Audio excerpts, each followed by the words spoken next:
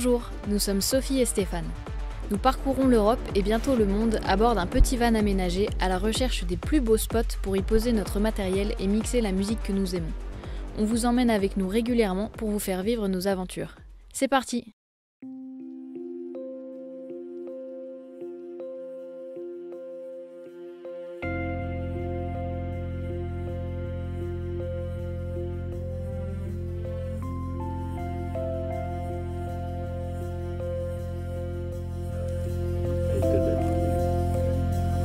Gosier plein de machins.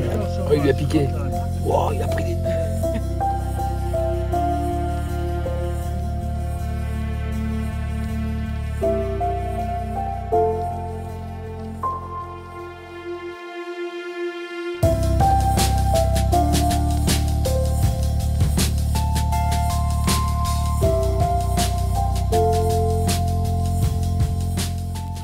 Mais comme ils vont mettre dans leur bec.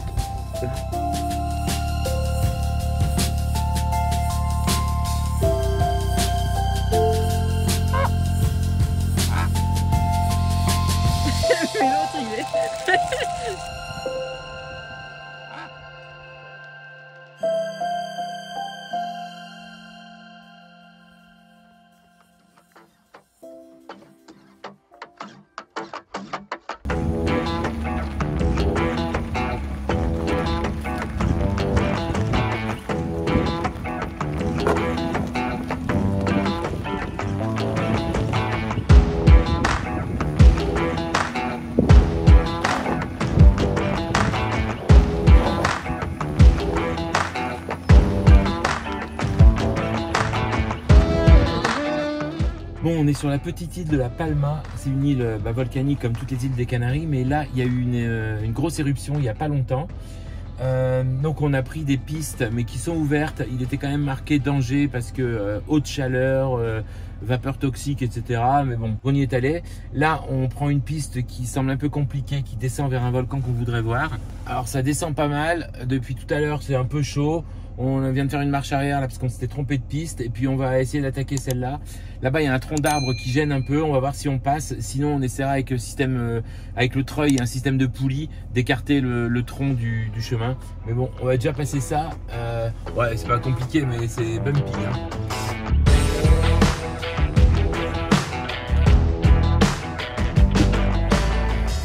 À monter, ça va être quelque chose tout à l'heure. Mais on se rend compte souvent que de monter en fait le van il monte mais hyper facilement. Et donc on a testé ces derniers jours des trucs où on se disait putain t'es sûr que ça va monter, puis ça monte. Donc bon, là par contre il a plu toute la nuit, c'est un peu mouillé, donc ça fait pas trop rire. Là il va falloir passer par au-dessus, c'est ça, ouais, okay. Ouais. Bon donc là on est quand même dans les portions je sais pas, c'est quand même un peu du franchissement là, hein. C'est pas du tout chemin, je te le dis, hein. Regarde, les arbres qui ont été explosés par les autres sont passés, voilà, c'est ce tronc d'arbre là qui nous inquiète un peu, et du sable volcanique à côté, c'est du sable noir comme on trouve sur toutes les plages. Ok, bah là Sophie, il va falloir que tu sortes, tu regardes si ça passe. Ah, attends, on va aller par la fenêtre. Voilà, ça a l'air de passer tranquille. Hein. Ouais.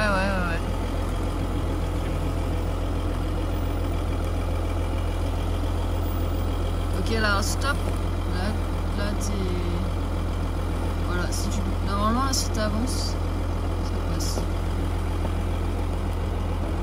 Tu peux te décaler encore. Ouais, ok, le marchepied va pousser tranquillement le tronc, je pense. Ouais, non mais... Bon, ce qui est toujours un peu embêtant dans ce genre de situation, c'est que si à un moment on peut plus passer, il va falloir revenir. Bon, mais là on peut faire demi-tour, ouais, ok. Parce que bon, revenir en marche arrière, c'est quand même jamais rigolo, surtout quand il y a des plans comme ça. L'année dernière, dans le désert de Borafé, on a passé 3 quarts d'heure à faire une marche arrière de 2 mètres à peu près sur un endroit qui était coton. On ne pouvait plus avancer, on était obligé, on n'avait pas de possibilité de faire demi-tour. Donc voilà, là on va continuer, on va voir ce que ça donne. Bon, en tout cas c'est super beau, on roule sur les épines de sapin, c'est vachement confortable. ça se rétrécit quand même cette histoire là. Non? Voilà, on passe à travers ça. Pas le choix.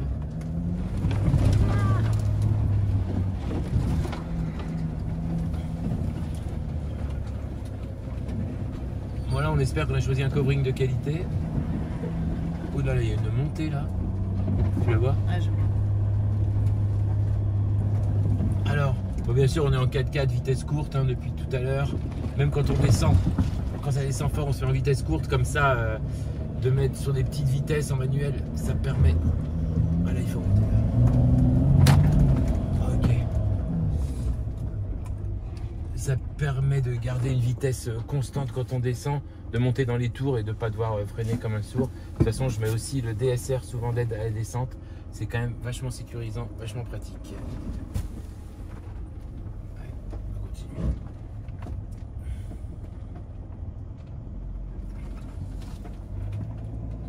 En fait, il y a un volcan, on a vu là-bas, complètement explosé. Le truc, il a craché. Et on voit que c'est tout récent. C'est vraiment hyper impressionnant. Donc, on voudrait s'en approcher au maximum pour le voir. Putain.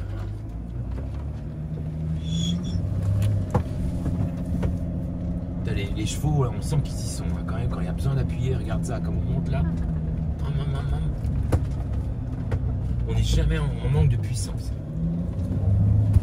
Avec les vitesses courtes, c'est vraiment l'impression que ça va grimper aux arbres.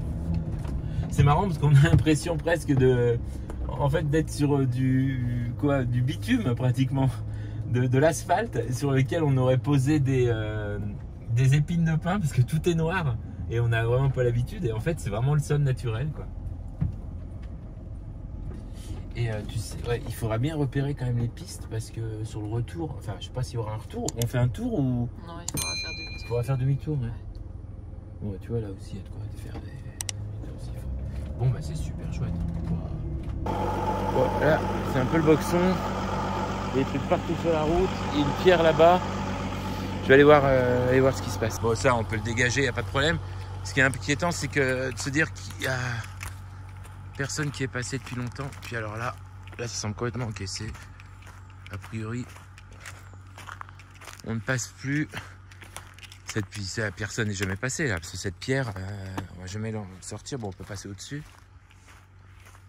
Mais là, par contre, c'est foutu. Ici, voilà, on passera pas. Bon.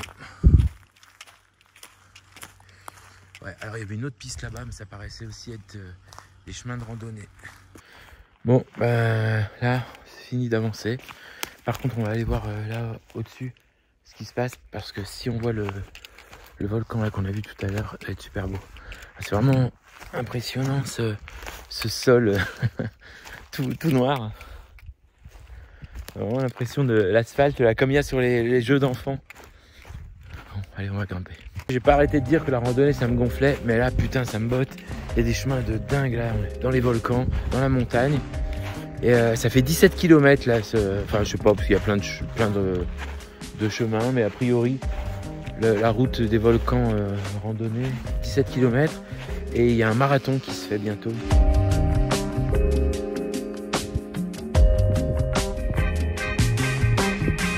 Bon, c'est extra, ça sent un peu le brûlé. Et le sol est chaud, on sent les rochers qui sont chauds un peu. Incroyable, on va la couler de lave là, ou je sais pas quoi, là, qui a fait ça.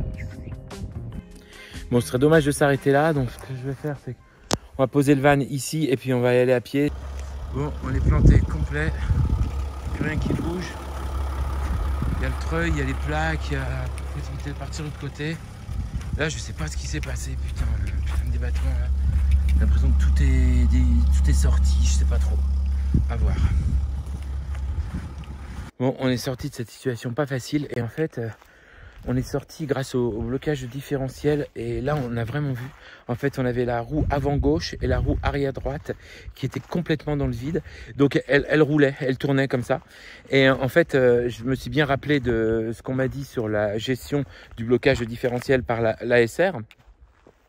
On reste appuyé en fait sur l'accélérateur, tout doucement. Tout se met à tourner. Et la roue, les roues qui tournent dans le vide, en fait, se bloquent. Et là, on sent le van qui travaille. 2-3 fois, elles se sont mises à retourner. paf, l'ASR rebloque et le van qui travaille et on est sorti. Tout simplement en quoi, je sais pas, ça me dit 45-50 secondes. On a vu là tout l'intérêt du blocage de pont et bon, on n'a pas de blocage différentiel manuel, etc. Mécanique, mais putain, le truc il a fait le job, hein, super. Hein. Bon, nous voilà partis. Bon, on va pas appeler ça une randonnée, mais quand même, on va prendre le truc Saint-Nicolas là. Bon, on va aller voir le labourage qu'on a fait parce que c'est là que on va se rendre compte que on est sorti d'un sacré merdier. Ouais, voilà dans quoi on était. Donc on avait la roue avant droite ici qui tournait dans le vide et en fait il a fallu que celle-là elle raccroche et celle-là elle était dedans et il y en a une autre qui tournait dans le vide. C'est celle-là qui tournait dans le vide. Ok. Ah oui, donc c'est l'arrière droit, c'est bien ça. Là il y avait l'arrière gauche. Et on était comme ça, ok. Ok, bah dis donc. Bon bah super. Ouais, tu vois là, quand on est dessus, on dirait que c'est dur. Ouais. Et puis par d'autres moments, tout se barre. Ouais. Ok.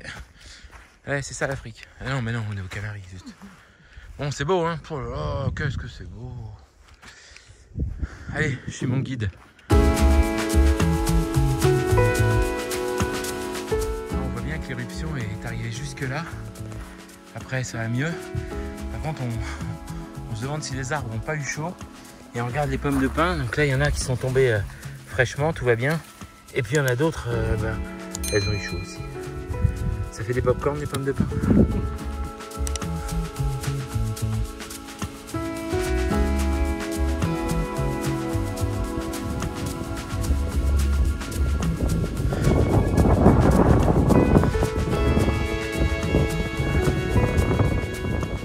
Moi, je ne sens pas cette histoire. Parce que là, on se rend pas compte du dénivelé, mais on monte depuis comme des dingues. Mais il faut encore monter tout là-haut. C'est pas possible. Ouais. Là, on vient de monter ça, mais c'est incroyable. Alors, faut être entraîné ou faut avoir prévu un bivouac, au prix de quoi manger, des barres énergétiques, du Red Bull et tout, hein, parce que là, nous, c'est pas possible. Sauf que c'est qu'on n'en voit pas le bout. On connaît rien. On voit plus les petites couleurs sur les cailloux. Alors on sait même pas si on est dans le bon zig. Bon, c'est beau, ça c'est sûr, c'est beau. Donc là on est au bord du barranco de dingue qu'on a vu tout à l'heure. Putain, impressionnant. Je vais m'approcher doucement.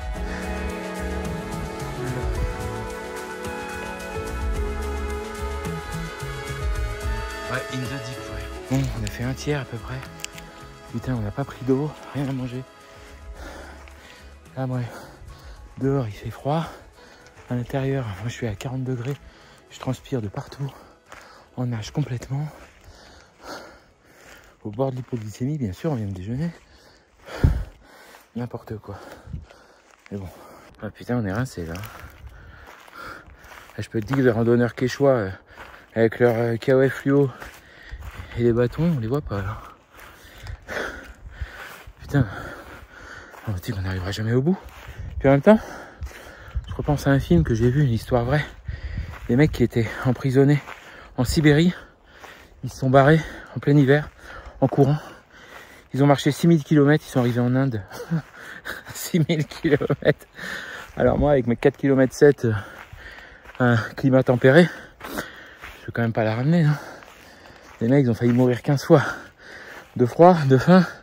Dans le désert chaud, les loups, il y en a un qui s'est fait bouffer, je crois, et il y en a deux qui se sont fait bouffer dans l'histoire. Ils sont partis à 6, un truc comme ça, et il y en a un qui s'est laissé mourir. Il a dit allez-y, moi je peux plus. Un truc de dingue. Les mecs sont arrivés en Inde, ils ont expliqué.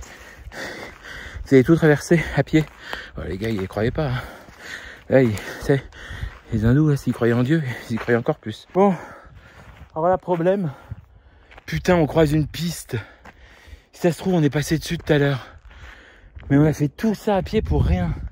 Putain, la randonnée, ça sert à rien. Tu marches comme un con, alors que tu peux y aller en voiture. Bon, ben on redescend, il faut pas déconner. C'est pas parce que c'est dur, mais parce que on va pas monter un truc. Et alors donc la piste là, on est passé tout à l'heure. On a vérifié sur la trace. N'importe quoi. Donc là, il y avait deux solutions. On redescend par le Deep. Mais on va se fracasser les genoux, ça va être chaud. Enfin, s'il n'y avait pas eu de solution, c'était sympa à faire, mais là, ça n'a pas de sens.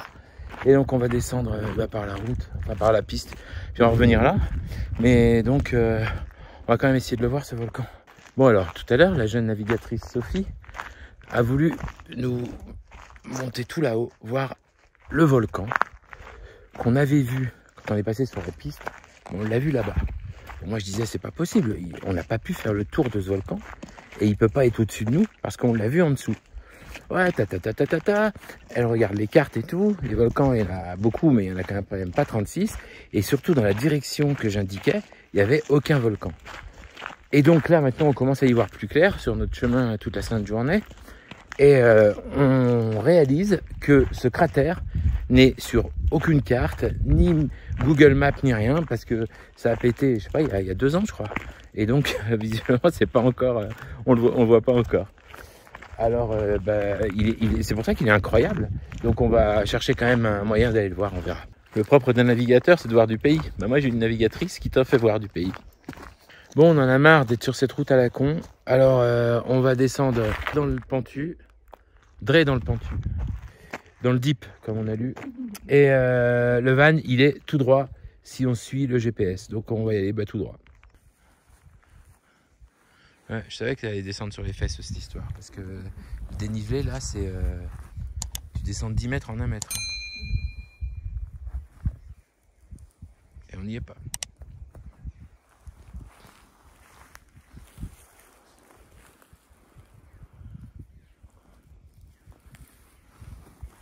Oh les filles, oh les filles.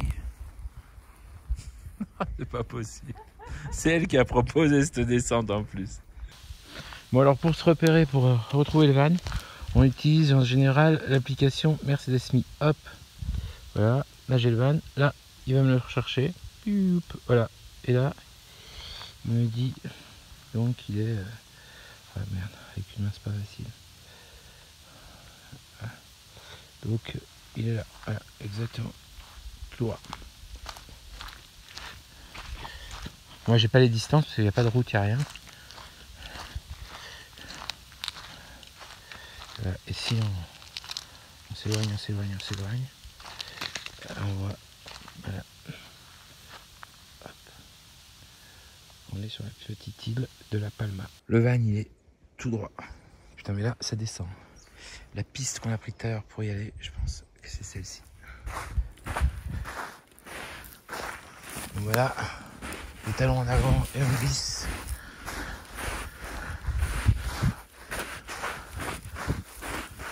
La petite, on est où?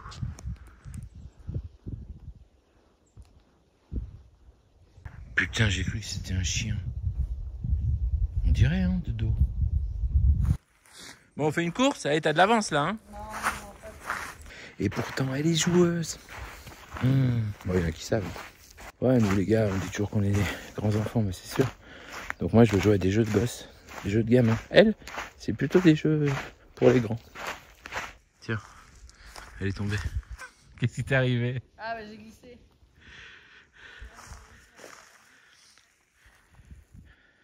Bon, ça y est, on y est.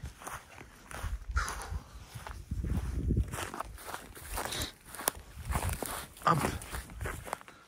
Voilà, ça c'est le chemin qu'on peut pas prendre. On va repartir par là. Bon là, on va repartir pour de la piste, je sais pas trop, elle était pas facile à descendre. Elle va sûrement être un peu plus facile à monter.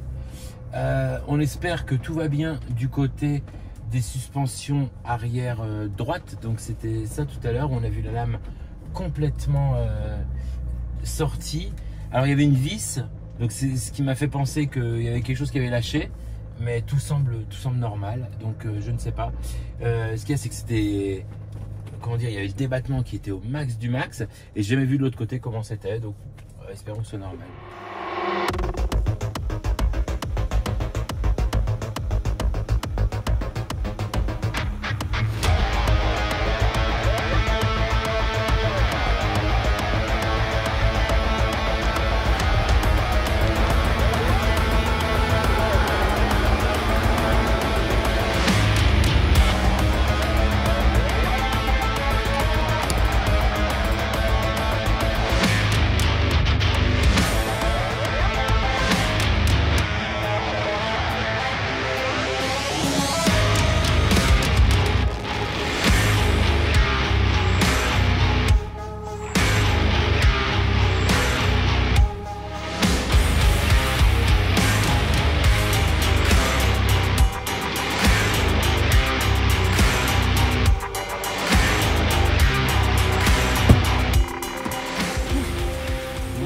pierres du côté comme ça qui étaient tombées.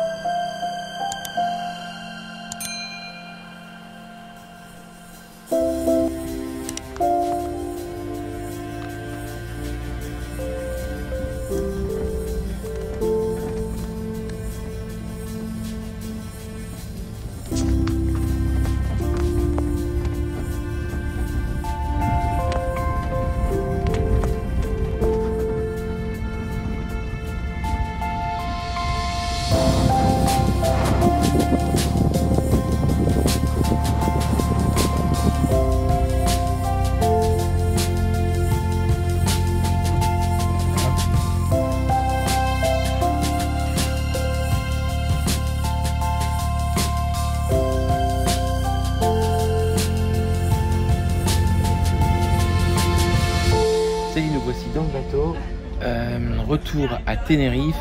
On a fini notre visite de La Palma. Alors bon, tout le monde dit que c'est la plus belle île des Canaries.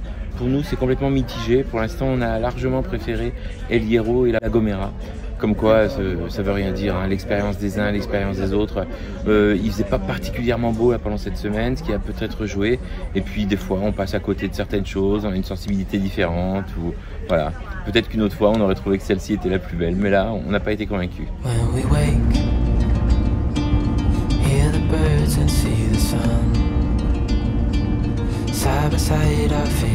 Quand on est arrivé à Tenerife, donc de Huelva en Espagne, on est arrivé ici sur le port de Santa Cruz. Par contre, quand on a pris les bateaux pour aller sur les îles de La Palma, El Hierro et La Gomera, on a pris un bateau de l'autre côté de l'île, au port de Los Cristianos. Et là, pour les Gran Canaria, et donc après Fuerteventura et Lanzarote, eh bien le bateau se reprend à Santa Cruz parce que c'est la direction, donc de l'autre côté de l'île. Par contre, on ne sait pas si on pourra reprendre le bateau de Lanzarote pour aller directement en Espagne. Alors, enfin, on est sûr qu'il y a une liaison. Par contre, on nous a dit qu'il y avait 3 mois d'attente. Un mec sur Instagram, et donc qu'il valait mieux revenir par Tenerife. Donc on verra, on sait pas du tout. Quand elle éteint la caméra, elle me dit c'est Fuerteventura, je te l'ai dit 3 fois. Moi je dis tout le temps Fuente. Désolé. Bon, il est midi, on nous dit qu'on peut avoir des tickets pour partir à 1h30 à 1h50 de voyage. Parfait. Bon, nickel, on a tout. Bon, 140 € la traversée à chaque fois à peu près, 1700 € pour venir en Canaries, ça coûte, hein. C'est pas fini. Bon, elle nous a compté le prix d'une Coche Pequeña et nous on a une grande Furgoneta. En fait, il faut mentir sur la taille du véhicule parce qu'il ne vérifie pas. L'autre jour, on a dit que ça faisait 5 mètres, ça a marché. Et je pense que même en disant que c'était une voiture, en fait, ça fonctionnait parce qu'il ne regarde pas. Ok, perfecto. Gracias, muchas gracias. Elles sont sympas, vraiment elles sont sympas. Donc, là, c'est une autre compagnie. D'habitude, c'est Fred Olsen et là, c'est Armas. Putain, il pleut, il y a un petit crash. Hein. Je comprends pas parce que sur les tickets, à chaque fois, ils comptent 2 adultes et 0 mascota. Alors que nous, c'est bien un adulte et une petite mascota. Elle est pas belle, ma mascota? Voilà, je me fais vérifier les tickets. Okay, alors gracias. Bon, à peine arrivé sur Las Palmas de Gran Canaria, on a vu des affiches pour un concert ce soir pour un festival. Donc on a pris nos places. Il y a plein de monde. Super. Bon, par contre, en nettoyant le van tout à l'heure, parce que ça fait une semaine qu'on prend des embruns d'eau salée, j'ai tout passé minutieusement et je me suis rendu compte qu'on avait un support d'amortisseur inférieur qui était tout tordu. Donc voilà, je vous mets les photos et je vous tiens au courant.